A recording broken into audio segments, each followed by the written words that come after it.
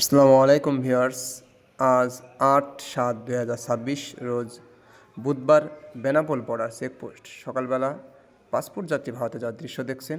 আজকেরও কিন্তু যাত্রী একেবারেই স্বাভাবিকভাবে ভারতে প্রবেশ করছে। আর আজকের কিন্তু যাত্রীর চাপ কিছুটা কম আছে। আপনারা কিন্তু ইমিগ্রেশন লাইনে দেখছেন যাত্রী কিন্তু কিছুটা কম আছে। আর ধীরে ধীরে কিন্তু যাত্রী ইমিগ্রেশনে প্রবেশ করছে, এই যে দেখছেন এগুলো কিন্তু।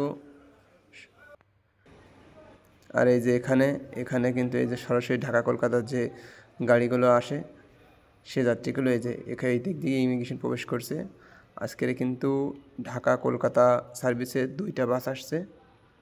এই যে দেখছেন সরাসরি ঢাকা কলকাতা যাত্রী ইমিগ্রেশনে রওনা হচ্ছে। এই যে লাইন বাই লাইন কিন্তু আগাচ্ছে, ইমিগ্রেশনের দিকে রওনা হচ্ছে তারা।